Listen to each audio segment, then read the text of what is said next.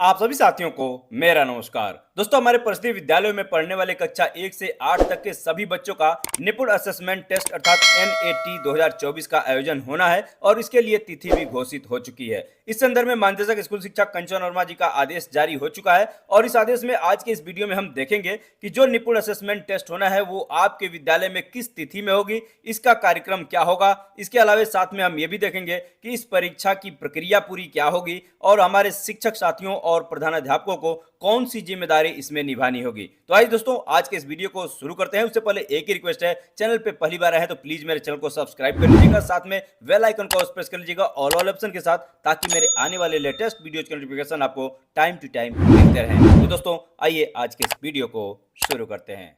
दोस्तों, यहां अपनी स्क्रीन पे आप मानदेशक स्कूल शिक्षा कंचन वर्मा जी के इस आदेश को देख पा रहे हैं। यह आदेश प्रचार जिला शिक्षा एवं प्रशिक्षण संस्थान समस्त जनपद उत्तर प्रदेश के साथ साथ जिला बेसिक शिक्षा अधिकारी समस्त जनपद उत्तर प्रदेश के लिए दिया गया है। इस आदेश की डेट की बात करें तो 10/10/2024 को यह आदेश जारी किया गया है। आदेश के विषय की बात करें तो निपुण असेसमेंट टेस्ट एनएटी 2024 के आयोजन के संबंध में यह आदेश दिया गया है। इस आदेश में बताया गया है कि आप अवगत हैं कि निपुण भारत मिशन तथा गुणवत्ता शिक्षा संवर्धन के अंतर्गत विभिन्न गतिविधियां क्रियान्वित की जा रही हैं। उक्त के संबंध में समग्र शिक्षा की वार्षिक कार्य योजना एवं बजट 2024-25 में शिक्षा मंत्रालय भारत सरकार द्वारा प्रदत्त अनुमोदन के क्रम में कक्षा 1 से 8 तक के परिषदीय विद्यालयों में अध्ययनरत समस्त छात्र छात्राओं का परख ऐप के माध्यम से निपुण लक्ष्य लर्निंग आउटकम पर आधारित आकलन एनएटी अर्थात निपुण असेसमेंट टेस्ट कराए जाने का निर्णय लिया गया है। तत्क्रम में एनएटी के आयोजन हेतु निर्देश निम्नवत हैं। तो दोस्तों, यहाँ पे एक चीज पूरी तरह से स्पष्ट कर दी गई है। इसके पहले जो असेसमेंट टेस्ट ये हुआ था वो कहीं ना कहीं परख ऐप की जगह पे सरल ऐप बनाया गया था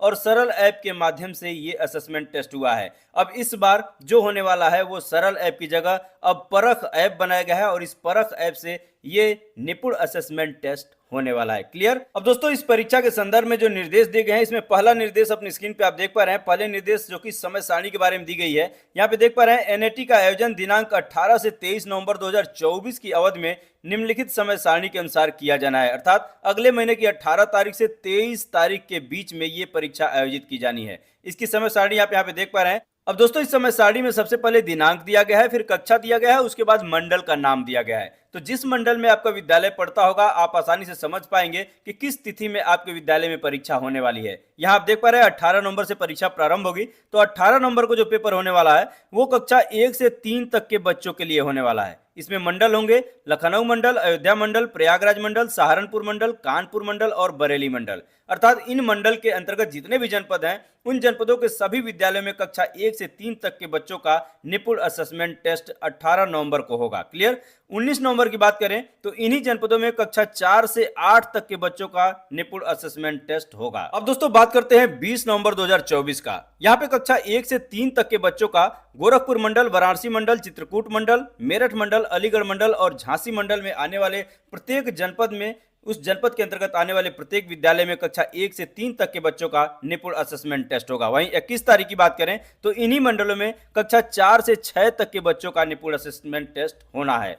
ऐसे में 22 की बात करें तो 22 नवंबर 2024 को कक्षा 1 से 3 तक के बच्चों का देवीपाटन मंडल, मुरादाबाद मंडल, आजमगढ़ मंडल, आगरा मंडल, बस्ती मंडल और मिर्जापुर मंडल के प्रत्येक जनपद के प्रत्येक विद्यालय में ये निपुण असेसमेंट टेस्ट कक्षा 1 से 3 तक के बच्चों का होना है। अब दोस्तों, बात करें 23 नवंबर 2024 की तो यहाँ पर कक्षा 4 से 8 तक के बच्चों का इन्हीं मंडलों के अंतर्गत आने वाले जितने भी विद्यालय हैं इन सभी विद्यालयों में निपुण असेसमेंट टेस्ट होगा। तो दोस्तों, यहाँ पे निश्चित रूप से एक स्क्रीनशॉट आप यहाँ पे ले लीजिए इसका, क्योंकि आपको समय सारणी जानना बेहद जरूरी है, जिससे आप स्पष्ट हो पाएंगे कि आपके विद्यालय में किस डेट में परीक्षा होनी है। यहाँ पे नीचे की तरफ दूसरे नंबर पे देखें तो यहाँ पे प्रश्न पत्र एवं ओएमआर सीट्स के मुद्रण और आपूर्ति के बारे में बताया गया है। तो यहाँ पे जेम पोर्टल के माध्यम से ये कार्य होना है, तो इसको जानना बहुत जरूरी आपके लिए नहीं है। हम आगे चलते हैं। दोस्तों, अब यहाँ दूसरा बिंदु आपके लिए काफी महत्वपूर्ण है। यहाँ पे बताया गया है कि निपुण असेसमेंट टेस्ट के आयोजन हेतु परिषदीय विद्यालयों में यूडाइस 2022-23 के अनुसार नामांकित समस्त छात्र छात्राओं के अनुसार ओएमआर सीट्स एवं प्रश्न पत्र मुद्रण निम्नानुसार कराया जाएगा। अर्थात जो आपके विद्यालय में नामांकन 2022-23 के सत्र में था, तो आप देख सकते हैं वर्तमान में 2024-25 चल रहा है, यानी कि ना तो इस सत्र की और ना ही पिछले सत्र यानी कि 2023-24 की, बल्कि ये बात हो रही है उसके पिछले सत्र यानी कि 2022-23 की। तो यहाँ पे जो छात्रों की संख्या की गणना होगी 2022-23 के सत्र की होगी और इसी के आधार पर ओएमआर सीट और प्रश्न पत्र का निर्धारण किया जाएगा, उसका निर्माण कराया जाएगा। अब इसमें दोस्तों आगे बताया गया है, कक्षा 1 से 3 के छात्र छात्राओं के नेट हेतु प्रति परिषदीय प्राथमिक विद्यालय जिसमें कंपोजिट विद्यालय को भी शामिल किया गया है, कक्षावार 10-10 प्रश्न पत्र का मुद्रण कराया जाएगा एक ओएमआर सीट पर। आइए आगे देखते हैं अगले पेज पे। दोस्तों इस आदेश के दूसरे पेज पे हम आ चुके हैं और यहाँ बताया गया है कि एक ओएमआर सीट पर 10 छात्र छात्राओं का आकलन किया जाएगा। तदनुसार जनपदवार प्रश्न पत्र एवं ओएमआर सीट की आवश्यकता का आकलन करते हुए मुद्रण कार्य संपादित किया जाएगा। यहाँ दूसरे बिंदु बताया गया है, कक्षा 4 से 8 तक के छात्र छात्राओं के आकलन हेतु प्रत्येक छात्र छात्रा के लिए एक प्रश्न पत्र एवं एक ओएमआर सीट प्रयोग में लाई जाएगी। तो दोस्तों इन दोनों बिंदुओं में अलग अलग दो बातें बताई गई हैं। पहली बात तो ये बताई गई कि कक्षा 1 से 3 तक के जो बच्चे होंगे, इन बच्चों के लिए कहा गया कि जो ओएमआर सीट होगी उस ओएमआर सीट पर 10 बच्चों का आकलन एक ही ओएमआर सीट पर हो पाएगी। क्लियर। और जहां पेपर की बात की गई है वो ये की गई है कि किसी एक कक्षा के लिए 10 पेपर दिए जाएंगे आपको प्रिंट करके, यानी कक्षा 1 के लिए 10, कक्षा 2 के लिए 10, कक्षा 3 के लिए 10। तो इस तरह से ये प्रक्रिया होगी कक्षा 1 से 3 तक के लिए। क्लियर। अब बात करते हैं कक्षा 4 से 8 तक के लिए। तो यहां यह बताया जा रहा है कि कक्षा 4 से 8 तक के जितने पढ़ने वाले बच्चे हैं सभी बच्चों को एक ओएमआर सीट और एक प्रश्न पत्र भी दिया जाएगा। क्लियर। यानी कि एक बच्चे के पास ओएमआर सीट और प्रश्न पत्र दोनों ही होंगे।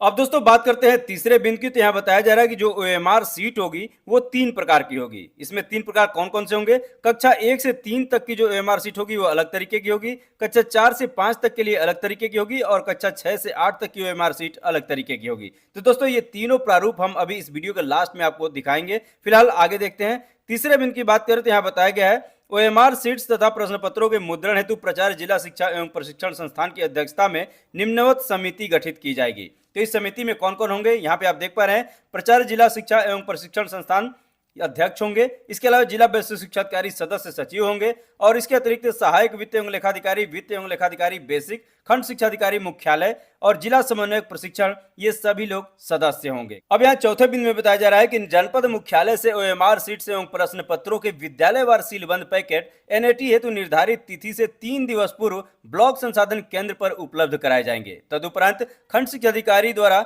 एनएटी हेतु निर्धारित तिथि से 1 दिवस पूर्व विद्यालय स्तर तक ओएमआर सीट्स एवं प्रश्न पत्रों की आपूर्ति सुनिश्चित कराई जाएगी। तात्पर्य यह है दोस्तों कि मुख्यालय से आपके बीआरसी केंद्र पर परीक्षा तिथि के 3 दिन पूर्व ही ये पेपर पहुंच जाएंगे, ओएमआर सीट भी पहुंच जाएगी। इसके अलावा आपके विद्यालय के लिए निर्धारित तिथि से 1 दिन पहले आपके बीआरसी केंद्र पर ये प्रश्न पत्र और ओएमआर सीट उपलब्ध हो जाएंगे, वहां से आपको प्राप्त करा दिया जाएगा। अब यहाँ 5वें बिंदु में बताया गया है कि प्रश्न पत्र एवं ओएमआर सीट के वितरण एवं उपयोग का अभिलेखीय रख रखाव जिला बेसिक शिक्षा अधिकारी, खंड शिक्षा अधिकारी तथा प्रधानाध्यापक द्वारा सुनिश्चित किया जाएगा। अगले बिंदु की बात करें छठे बिंदु की, तो यहाँ बताया गया है, प्रश्न पत्रों की गोपनीयता, शुचिता तथा परीक्षा के सफल एवं समयबद्ध आयोजन हेतु प्राचार्य डायट, जिला बेसिक शिक्षा अधिकारी, खंड शिक्षा अधिकारी, जिला समन्वय प्रशिक्षण एवं प्रधानाध्यापक पूर्ण रूपेण उत्तरदायी होंगे। 7वें बिंदु में बताया गया है, प्रधानाध्यापक एवं शिक्षकों द्वारा प्रत्येक छात्र छात्रा का 9 अंक का आईडी नंबर प्रेरणा पोर्टल से डाउनलोड करके कक्षावार सूची एनएटी परीक्षा हेतु निर्धारित तिथि से 1 सप्ताह पूर्व तैयार की जाएगी। तो दोस्तों जैसा कि आप जानते हैं कि प्रेरणा पोर्टल पर प्रत्येक बच्चे की 9 अंकों की एक यूनिक आईडी है। उस आईडी को 1 सप्ताह पूर्व ही आपको एक जगह इकट्ठा करके उसे लिख लेना है कक्षावार, जिससे आपको परीक्षा के दिन काफी मदद मिलेगी। अब दोस्तों यहाँ तीसरे बिंदु में एनएटी अर्थात निपुण असेसमेंट टेस्ट के संबंध में कुछ निर्देश दिए जा रहे हैं। आइए इसे देख लेते हैं, जो कि काफी महत्वपूर्ण है।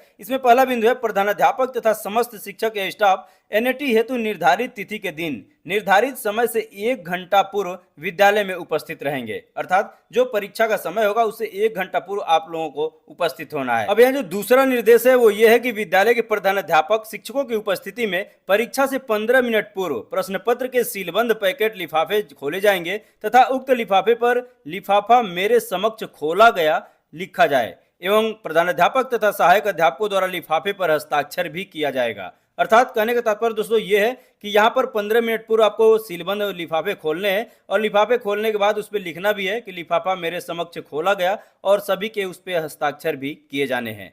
तीसरे बिंदु में बताया गया है, परीक्षा के दौरान बच्चों को दूर दूर बैठाया जाएगा जिससे कि परीक्षा शुचितापूर्ण एवं नकल विहीन संपन्न कराई जा सके। चौथे बिंदु की बात करें तो यहाँ बताया गया है कि कक्षा 1 से 3 तक के छात्र छात्राओं का आकलन किस प्रकार से होगा वो चीज यहाँ बताई जा रही है। इसमें पहले बिंदु बताया जा रहा है कि ओएमआर सीट केवल ब्लैक बॉल पेन से ही भरी जाएगी। तो इसमें दोस्तों पहले ही बिंदु में यह स्पष्ट कर दिया गया है कि जो ओएमआर सीट होगी वो केवल ब्लैक बॉल पेन से ही भरी जाएगी। क्लियर। दूसरे बिंदु में बताया गया है कि कक्षा 1 से 3 तक के छात्र छात्राओं की ओएमआर सीट पर 9 अंकों का स्टूडेंट आईडी नंबर शिक्षकों द्वारा भरा जाएगा। अर्थात जो कक्षा 1 से 3 तक के बच्चे हैं उनके ओएमआर सीट पर जो 9 अंक की उनकी यूनिक आईडी है वो शिक्षकों द्वारा ही फिल की जाएगी, बच्चे नहीं भरेंगे। आगे तीसरे बिंदु में बताया गया है कि शिक्षक द्वारा प्रश्न पत्र के अनुसार छात्र छात्राओं से वार्ता साक्षात्कार करके आकलन किया जाएगा। तदनुसार सावधानी पूर्वक ओएमआर सीट भरी जाएगी। अर्थात कक्षा 1 से 3 तक के बच्चों की आपको यूनिक आईडी भी लिखनी है और उसके अलावा जो ओएमआर सीट है पेपर से आप बच्चों का साक्षात्कार लेंगे और जो उत्तर वो बच्चा देगा ओएमआर सीट में उस उत्तर को अंकित भी आप करेंगे, यानी ओएमआर सीट भी शिक्षक को ही भरना है। क्लियर।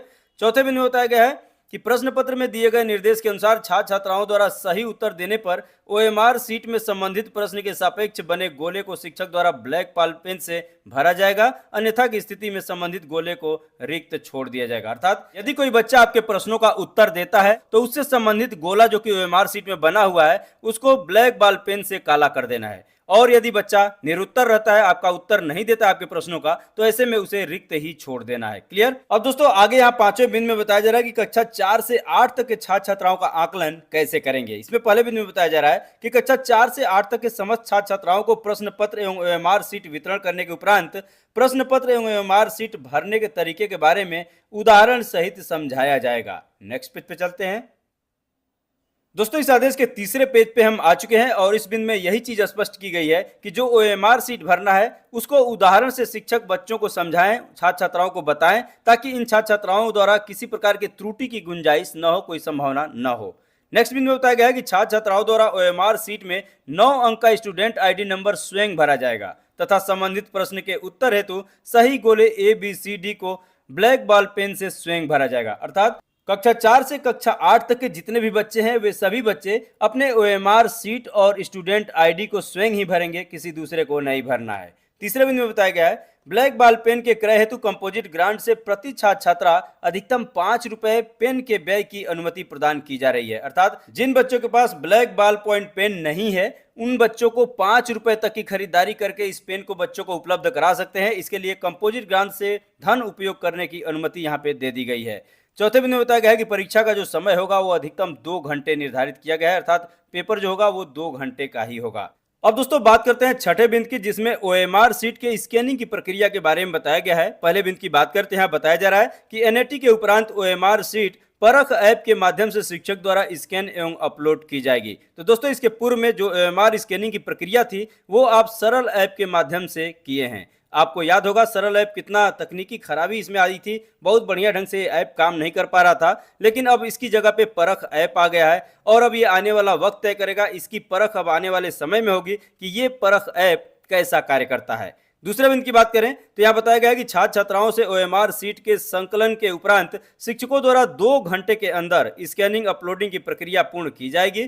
छात्र छात्राओं की संख्या अधिक होने की दशा में ओएमआर सीट स्कैनिंग अपलोडिंग का कार्य प्रधानाध्यापक के पर्यवेक्षण में NAT तिथि को ही अतिरिक्त समय में किया जाएगा। अर्थात कहने का मतलब यह है कि इसके स्कैनिंग के जो समय दिया गया है वो स्कैनिंग के लिए 2 घंटे का समय दिया गया है और यदि बच्चे अधिक हैं तो स्वाभाविक है कि समय अधिक लगेगा, तो उसी दिन अतिरिक्त समय लेकर और ये कार्य उसी दिन करना है। अर्थात स्कैनिंग की जो प्रक्रिया है वो उसी दिन ही निपटा देनी है। क्लियर।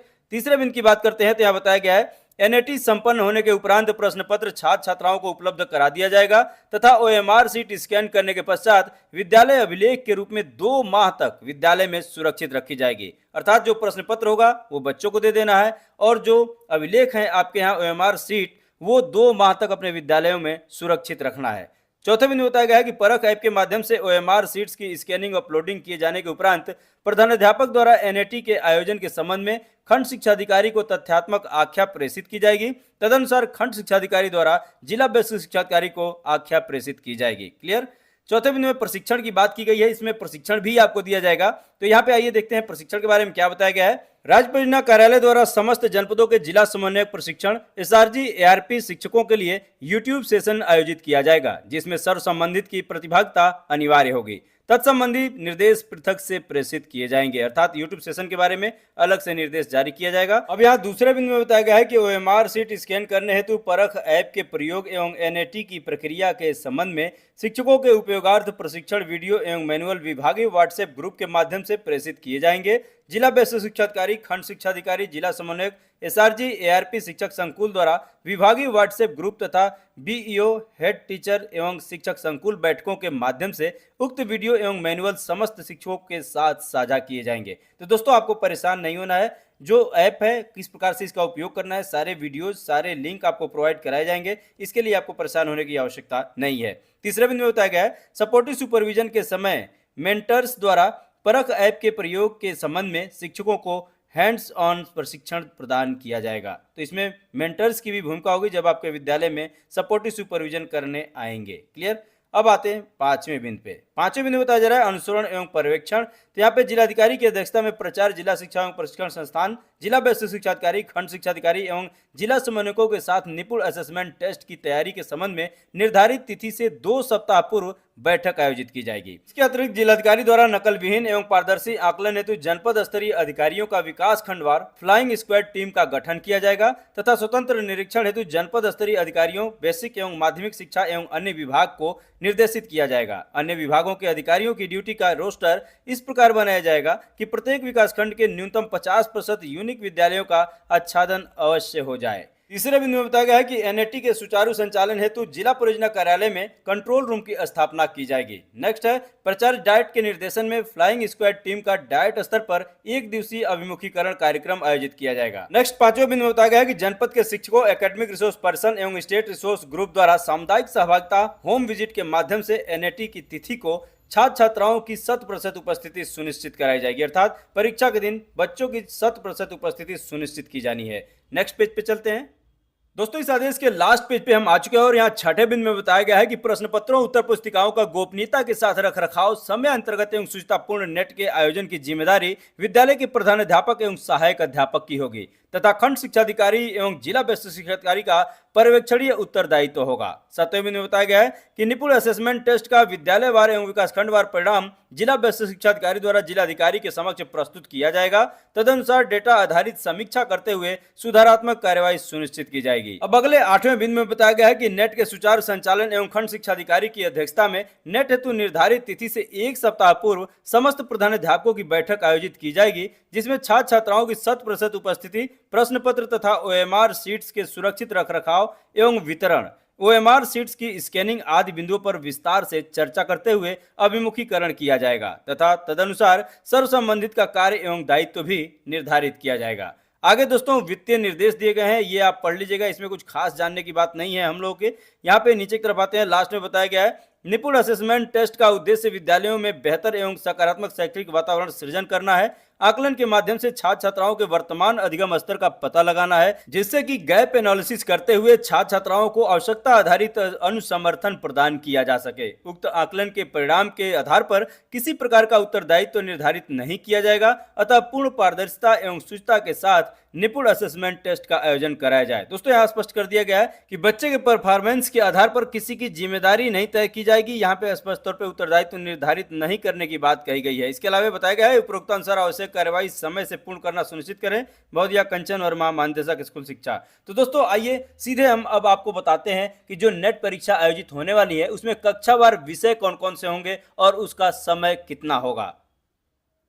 दोस्तों, आप स्क्रीन पे देख पा रहे हैं नेट परीक्षा का कक्षावार विषय दिया गया है। यहाँ पे आप देख पा रहे हैं दिवस है, समय है, फिर कक्षा है और इसके बाद विषय दिया गया है। तो यहाँ पे आप देख पा रहे हैं प्रथम दिवस अर्थात जब कक्षा 1 से 3 तक के बच्चों की परीक्षा होगी तो 9:30 बजे से प्रारंभ होगी और इसमें विषय होंगे हिंदी और गणित। क्लियर। अब हम बात करते हैं द्वितीय दिवस की। तो इसमें कक्षा 4 से 5 और 6 से 8 तक के बच्चे होंगे। इसमें कक्षा 4 से 5 तक की बात करें तो समय होगा 9:30 बजे से 11:30 बजे तक का और यहाँ पे कक्षा 4 से 5 तक के बच्चों के लिए जो विषय होगा वो हिंदी, गणित और अंग्रेजी और इसके अलावा पर्यावरण अध्ययन, ये 4 विषय होंगे। इसके अलावा अगर हम बात करें कक्षा 6 से 8 तक के बच्चों के लिए तो इनका भी समय 9:30 बजे से 11:30 बजे तक का ही होगा, लेकिन विषय होगा हिंदी, गणित, अंग्रेजी, विज्ञान और सामाजिक विज्ञान। तो इस तरह से कक्षावार इस तरह के विषयों की परीक्षा इस नेट परीक्षा में होने वाली है। अब दोस्तों आइए चलते हैं और आपको ओएमआर सीट दिखाते हैं। इस परीक्षा में 3 प्रकार के ओएमआर सीट यूज होने वाले हैं, तो आइए उसे भी देख लेते हैं। दोस्तों ओएमआर सीट का प्रारूप अपनी स्क्रीन पे आप देख पा रहे हैं। निपुण असेसमेंट टेस्ट 2024 के लिए यही ओएमआर सीट कक्षा 1, 2, 3 के बच्चों के लिए प्रयोग में आने वाली है। यहाँ पे प्रश्नों की संख्या दी गई है, आप देख सकते हैं क्वेश्चन नंबर दिया गया है यहाँ पे, और इसके अलावा यहाँ पे एक ओएमआर सीट पे 10 बच्चों का असेसमेंट होना है। तो बच्चों की जो यूनिक आईडी होगी, ये पहले नंबर के बच्चे की यूनिक आईडी इस बॉक्स में 9 अंकों की जो है वो भरी जाएगी, दूसरे बच्चे की इसमें भरी जाएगी। इस प्रकार से 10 बच्चों की यूनिक आईडी इसमें भरी जा सकती है। और यहाँ पे जो बच्चा सही उत्तर, सही जवाब देता है, पूर्ण जवाब देता है, उस क्वेश्चन के नीचे आप इसको काला करेंगे। अन्यथा अगर बच्चा निरुत्तर रहता है या फिर उत्तर गलत देता है तो उस गोले को काला नहीं करेंगे, उसे रिक्त ही ऐसे ही छोड़ देना है। क्लियर? तो इस तरह से बच्चे का असेसमेंट आपको करना है। नीचे की तरफ कुछ निर्देश दिए गए हैं, आप नीचे की तरफ देख सकते हैं, थोड़ा हम जूम करना चाहेंगे। इसमें पहला बिंदु है कि ओएमआर सीट भरने के लिए काले बाल पॉइंट पेन का ही प्रयोग करें। दूसरे बिंदु बताया गया है कि कृपया जेल पेन, पेंसिल का प्रयोग ना करें। तीसरे बिंदु बताया गया है कि यह ओएमआर सीट कक्षा 1 से 3 तक के आकलन के लिए प्रयोग की जानी है। चौथे बिंदु बताया गया है कि विद्यार्थी जिन प्रश्नों का उत्तर पूर्णतया जानते हों उनके सम्मुख उपलब्ध गोले को भरें। तो इसका मतलब सीधा सा है कि जिसको वो सही नहीं बताते हैं या पूर्णतया उत्तर नहीं बताते हैं तो उस गोले को खाली छोड़ देना है। पांचवा बिंदु है ओएमआर सीट के चारों कोनों पर प्रदर्शित काले गोलों को स्कैन करते समय मोबाइल स्क्रीन में सम्मिलित करना सुनिश्चित करें। तो ये जो काले गोले हैं चारों कोने पे, इसको लेंगे आप तभी ये ठीक प्रकार से स्कैन कर पाएगा। क्लियर? तो दोस्तों आइए देखते हैं अगले कक्षा के लिए। अब दोस्तों यहाँ पर ये प्रारूप देख पा रहे हैं जो कि कक्षा 4 और 5 के बच्चों के प्रयोग के लिए है, और यहाँ पर थोड़ी सी तब्दीली की गई है। यहाँ पर छात्र की जो आईडी होगी इस बॉक्स में फिल की जाएगी जो कि 9 अंकों की होगी, और यहाँ पे उससे संबंधित जो अंक इसमें लिखेंगे उसके नीचे संबंधित अंक को यहाँ पे काला करके भी उसे भरना होगा। क्लियर? इसके अलावा दोस्तों नीचे की तरफ आप आएंगे तो यहाँ पे निर्देश वही है जो अभी हमने आपको पहले ओएमआर सीट में बताया है, और यहाँ पर देखेंगे प्रश्न नंबर 1 है, इसका उत्तर यहाँ 4 विकल्प दिया गया है। प्रश्न नंबर 1 में बच्चा जिस विकल्प को सही करता है वो विकल्प यहाँ पे भरेगा। इसके अलावा प्रश्न नंबर 2 में जो विकल्प सही करेगा ABCD में से वो विकल्प यहाँ पे भरेगा। तो इस प्रकार से बच्चा ओएमआर सीट को फिल करेगा। क्लियर? इसमें कुल मिला के कक्षा 4 और 5 के लिए 30 प्रश्न होंगे जो कि इसमें ओएमआर सीट में इंडिकेट किए गए हैं। आइए अगली कक्षा के लिए देखते हैं। दोस्तों ये जो ओएमआर सीट आप देख पा रहे हैं ये कक्षा 6, 7 एवं 8 के बच्चों के लिए है, और यहाँ पर आप देख पा रहे हैं यूनिक आईडी ठीक उसी प्रकार से यहाँ पे यूनिक आईडी न्यूमेरिक नंबर में भरी जाएगी और संबंधित न्यूमेरिक नंबर को यहाँ पे काला करके फिल करना होगा। क्लियर? निर्देश वही है जो इसके पूर्व में थे, और यहाँ पे प्रश्नों की संख्या आप देख पा रहे हैं। प्रश्नों का यहाँ पे विकल्प ABCD दिया गया है, इसमें से कोई एक बच्चा सही करेगा उसे काला करेगा, और इस तरह से यहाँ पे आप देख सकते हैं प्रश्नों की जो संख्या है वो 50 की रहेगी। यानी 6, 7, 8 के लिए 50 प्रश्न दिए जाएंगे। तो इस तरह से दोस्तों ओएमआर सीट का प्रारूप है जो कि अलग अलग 3 प्रकार का है, और संबंधित यूट्यूब सेशन जब आयोजित की जाएगी तो उसमें डिटेल में जानकारी आपको दी जाएगी। जो हमारे से संभव हो पाएगा हम निश्चित रूप से आपको अपडेट करेंगे, और इस संबंध में जो भी सहयोग होगा हम आपको करते रहेंगे। फिलहाल आज के इस वीडियो में इतना ही। वीडियो अच्छी लगी हो तो एक लाइक कर दीजिएगा। चैनल पे पहली बार आए हैं तो इस वीडियो के नीचे लिखे सब्सक्राइब बटन को प्रेस करके इस चैनल को भी सब्सक्राइब कर लीजिएगा, ताकि इस तरह के वीडियोज आपको टाइम टू टाइम मिलते रहेंगे। तो दोस्तों मिलते हैं नेक्स्ट वीडियो में किसी अन्य टॉपिक के साथ, तब तक के लिए नमस्कार।